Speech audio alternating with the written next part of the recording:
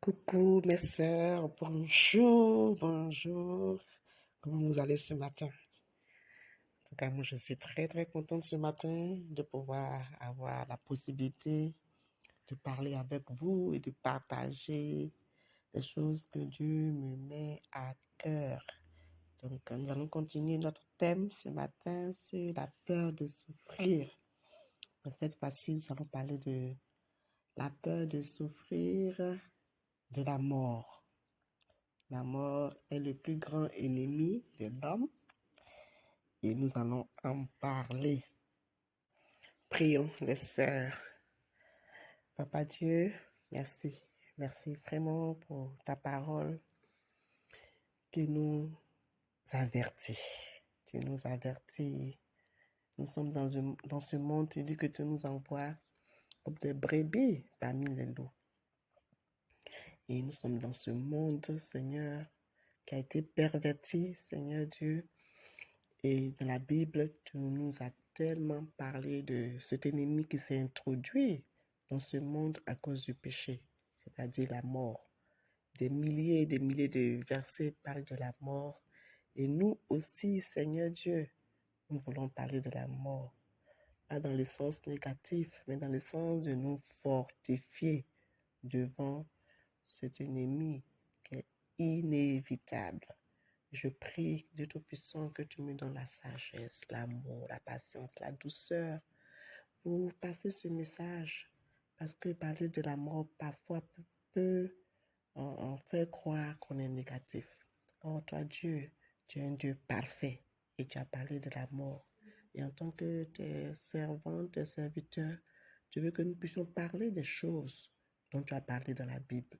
Voilà pourquoi maintenant, Seigneur, je prie que tu nous prépares nos cœurs à toutes de pouvoir écouter ce message avec foi, avec amour, avec courage et de faire en sorte que cela puisse porter le fruit, de bons fruits qu'il faut dans nos cœurs pour nous fortifier et pouvoir résister, rester ferme devant la venue de la mort. Merci infiniment pour tout. Glorifie ton nom maintenant. Au nom de Jésus, j'ai prié. Amen. Mes sœurs, le petit thème que j'ai donné à mon temps de dévotion ce matin, c'est la mort est inévitable. Donc, fortifions-nous avant qu'elle n'arrive. La mort est inévitable, donc fortifions-nous avant qu'elle n'arrive. Nous allons voir aujourd'hui quand est-ce que la mort a commencé sur la terre ici et quand est-ce que cette mort-là va s'arrêter. Amen. Et en fonction de ça, nous allons tirer des conclusions pour qu'en tant que les amoureuses de Dieu, nous soyons toujours fidèles à notre engagement devant la mort. Amen les chéris, que Dieu nous bénisse. Donc, allons directement dans la parole de Dieu. Genèse 2, 15 à 17, je lis. L'Éternel Dieu prit l'homme et le plaça dans le jardin d'Éden pour le cultiver et pour le garder. L'Éternel Dieu donna cet ordre à l'homme. Tu pourras manger de tous les arbres du jardin, mais tu ne mangeras pas de l'arbre de la connaissance du bien et du mal, car le jour où tu en mangeras, tu mourras. Car le jour où tu en mangeras, tu mourras. C'est la première fois que Dieu parle de la mort. Et continuons la lecture dans Genèse 3. Nous connaissons toute cette histoire, je vais le lire quand même, c'est la parole de Dieu. Le serpent était le plus rusé de tous les animaux des champs. Le verset 1, Genèse 3, on continue, que l'Éternel avait fait. Il dit à la femme, Dieu a-t-il réellement dit, vous ne mangerez pas de tous les arbres du jardin? La femme répondit au serpent, nous mangerons des fruits des arbres du jardin. Mais quant aux fruits de l'arbre qui est au milieu du jardin, Dieu a dit, vous n'en mangerez point et vous ne toucherez point, de peur que vous ne mourriez. Amen. Alors le serpent dit à la femme, vous ne mourrez point, mais Dieu sait que le jour où vous en mangerez, vos yeux s'ouvriront, etc., etc. Et la femme a fini par manger, a donné à son mari, et donc on voit ici que Adam et Ève ont désobéi à Dieu. Et allons directement pour lire ce que Dieu dit. Au verset 22, l'Éternel, Dieu dit, voici, l'homme est devenu comme l'un de nous, pour la connaissance du bien et du mal. Empêchez avant ça. Excusez-moi les sœurs, on va lire le verset 19 d'abord. C'est Dieu toujours qui parle. C'est la sueur de ton visage que tu mangeras du pain, jusqu'à ce que tu retournes à la terre, d'où tu as été pris, car tu es poussière, et tu retourneras à la poussière, dans la poussière. Amen, les chéris. Donc, on voit ici que la mort est entrée dans le monde à cause de la désobéissance d'Adam et Ève, poussés, bien sûr, par le diable, notre ennemi juré, et ils ont succombé, ils sont tombés dans le piège du diable, et la mort, comme Dieu a dit en Genèse 2, que si ils désobéissent, ils vont mourir. La mort est rentrée dans le monde. Donc, la mort est comme un ennemi qui est venu dans le monde pour nous faire peur, pour nous amener à pécher contre Dieu. Mais nous, les disciples, nous avons Dieu et nous allons apprendre à pouvoir vivre avec elle jusqu'à ce que Dieu vienne nous chercher sans décevoir Dieu. Amen, les chéris, parce que nous avons vu dans les autres dévotions passées comment est-ce qu'à cause de la peur de mourir, beaucoup de nos dévanciers ont trahi Dieu, ont déçu Dieu, ont péché. Et même de nos jours, nous voyons beaucoup de disciples, de frères et sœurs parfois qui face à la peur de mourir vont parfois consulter les féticheurs, les marabouts, tout cela parce que quelque part la mort nous fait peur. Amen. Et comme j'ai dit, la peur est un sentiment naturel, normal pour un être humain, mais que nous n'avons pas besoin jusqu'à pécher contre Dieu à cause de la peur. Donc nous voyons ici que la mort est entrée dans le monde depuis le commencement, Genèse. Parce que depuis le commencement, l'homme et la femme, les hommes et les femmes ont décidé de pécher. Amen. Nous allons voir quand est-ce que la mort va sortir du monde. 1 Corinthiens 15. On va lire à partir du verset 21. Amen, chérie. 1 Corinthiens 15, verset 21 à 26. Car, puisque la mort est venue par un homme, c'est aussi par un homme qu'est venue la résurrection des morts. Et comme tous meurent en Adam, et même aussi tous revivront en Christ. Mais chacun en son rang.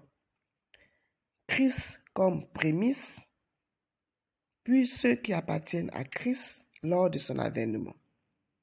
Ensuite viendra la fin, quand il remettra le royaume à celui qui est Dieu le Père, après avoir détruit toute dénomination, toute autorité et toute puissance. Car il faut qu'il règne jusqu'à ce qu'il ait mis tous les ennemis sous ses pieds. Le verset 26, le dernier ennemi qui sera détruit, c'est la mort. Le verset sur lequel on va mettre l'attention, c'est le verset 26 qui dit, le dernier ennemi qui sera détruit, c'est la mort. Amen. Le jour que j'ai lu ça, j'ai dit, waouh, ça veut dire quoi? Dieu ici est en train de nous dire que la mort sera le dernier ennemi qui sera détruit. Ça veut dire quoi?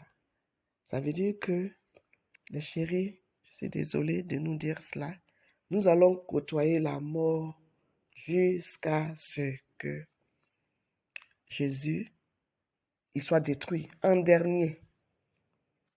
En dernier. Toute notre vie, nous allons côtoyer la mort. Et donc, voilà pourquoi le titre, c'est « La mort est inévitable. Fortifions-nous avant qu'elle n'arrive. » Parce qu'elle arrivera sûrement. Et la mort peut arriver à tout âge. Dans la Bible, tous les âges ont été touchés par la mort. Le verset 22 de 1 Corinthiens 15 que nous venons de lire dit ceci. Comme tous meurent en Adam. Amen les chéris. Dieu est en train de dire ici que tous, nous allons mourir. Dieu est formidable. Moi, je pense qu'il est formidable parce que il nous prévient, il nous avertit. C'est une façon pour lui de nous immuniser contre la peur de la mort en nous disant ce qui va arriver. Il dit que nous allons mourir parce que nous sommes nés d'Adam. Amen les chéris. Et moi, je pense que c'est une façon de nous aimer en nous disant la vérité. D'accord les chéris? Ça nous fortifie. Ça nous fortifie. C'est une façon pour Dieu de nous vacciner contre la peur de la mort. Un vaccin te permet de ne pas faire la maladie gravement. Et Dieu ici, en nous disant qu'il va arriver un jour où nous allons mourir parce que nous avons emprunté le corps corruptible d'Adam, il est en train de nous vacciner pour que nous soyons forts lorsque la mort va venir, pour que nous ne perdons pas la foi, pour que nous ne puissions pas regarder à gauche, à droite, n'allons pas vers des personnes qui vont nous entraîner hors de son chemin, que nous puissions affronter la mort avec foi. Parfois même la mort, pas de nous-mêmes, de nos proches, parce que parfois aussi la mort de nos proches, de ceux que nous connaissons, affecte notre foi. Alors que notre foi est tellement précieuse que Dieu veut la préserver en nous immunisant contre la peur de la mort. Amen les chéris. De la même manière que les chéris, pour résister contre les maladies physiques, nous acceptons de prendre une panoplie de vaccins. Amen les chéris. Spirituellement aussi, nous avons besoin d'accepter les vaccins. Les vaccins spirituels, ce sont les passages qui nous parlent de ce qui peut nous arriver de mal. En acceptant cela, c'est une façon pour nous de nous vacciner et d'être forts lorsque la situation va arriver. Disons un peu dans Acte 14, le verset 21 à 22. Amen les chéris. Les façons de faire de Dieu ne sont pas les façons de faire de Dieu, des hommes. Les hommes utilisent les vaccins, mais Dieu utilise sa parole pour nous vacciner. Lisons verset 21 de Acte 14. Quand ils eurent évangélisé cette ville et fait un certain nombre de disciples, ils retournèrent à Lystre, à Icône et à Antioche, fortifiant, les sœurs, le mot est venu, fortifiant l'esprit des disciples, les exhortant à persévérer dans la foi. Comment? En disant que c'est par beaucoup de tribulations qu'il vous faut entrer dans le royaume de Dieu. Les scientifiques fortifient l'organisme de l'homme contre les maladies physiques à travers les vaccins. Le produit, en général, on prend le microbe affaibli qu'on met dans le corps pour amener le système de la personne à sécréter des anticorps qui vont pouvoir résister quand la maladie réelle va venir. Ici, Dieu utilise sa parole en nous avertissant pour nous fortifier. La Bible dit, fortifiant l'esprit des disciples et pour préserver leur foi en leur disant que ce n'est pas beaucoup de tribulations qu'il nous faut entrer dans le royaume de Dieu. Les sœurs, ce n'est pas beaucoup de tribulations. Et nous devons accepter ce vaccin-là. Et parfois, nous n'aimons pas. Nous ne voulons pas parler. Dès qu'on commence à parler de la mort, non, c'est négatif. Non, chérie, Dieu nous parle des difficultés que nous allons traverser pour pouvoir entrer dans le royaume. Ce n'est pas une personne qui parle ici.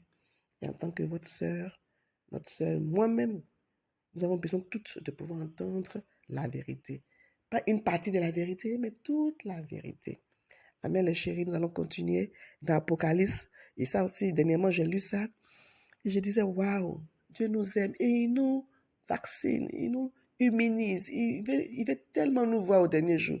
Il veut tellement préserver notre foi qu'il nous donne tous les vaccins spirituels que nous avons besoin pour ne pas défaillir dans notre foi. Amen, les chéris. Et Apocalypse, le livre d'Apocalypse est un livre que l'apôtre Jean a écrit au moment où les églises passaient par des tribulations terribles. Presque tous les apôtres étaient tués, égorgés, sciés en deux, et beaucoup de frères et sœurs étaient en train d'être maltraités, tués par les gouverneurs d'alors, et l'église n'étant pas préparée, malgré tout ce que Jésus leur avait dit par rapport à la mort, ils n'étaient pas préparés, ils n'étaient pas vaccinés. Et beaucoup d'entre eux, leur foi était en train de défaillir. Quand vous lisez Apocalypse, vous allez voir comment les reproches que Dieu est en train de faire aux églises parce que leur foi avait refroidi. Amen. Et ici, nous allons lire quelque chose par rapport à la mort. Lisons. Apocalypse 6, à partir du verset 9. On va lire du verset 9 au verset 11. N'oublions pas que Apocalypse, c'est un peu ce qui va arriver. Ce qui va arriver.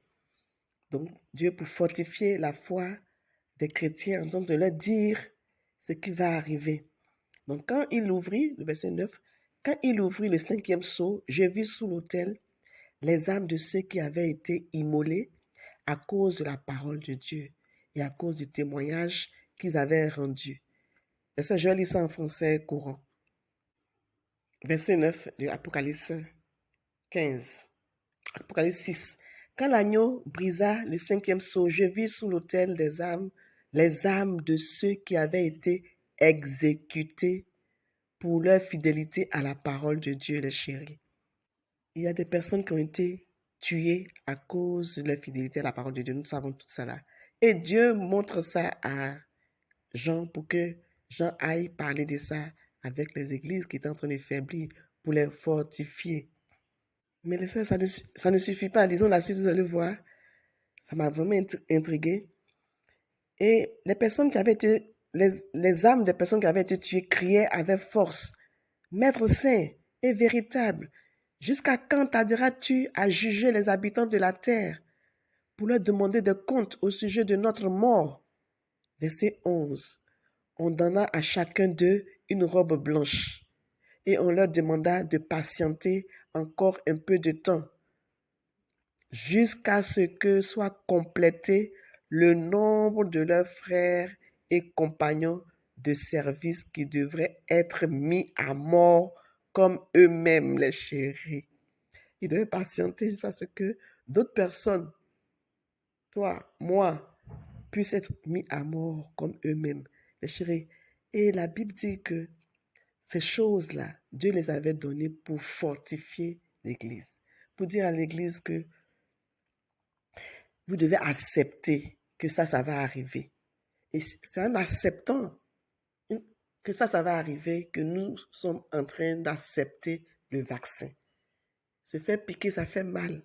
Mais ça fait moins mal que lorsque La maladie va venir.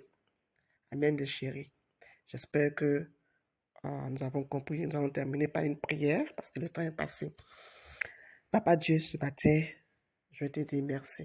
Je sais que nous sommes des êtres humains et parfois c'est tellement difficile de capter les choses que tu nous enseignes. Tu écris aux églises affaiblies en leur parlant de la mort de ceux qui sont déjà partis, mais aussi de leur mort à venir. Seigneur Dieu, et pour toi, c'est une façon de nous fortifier.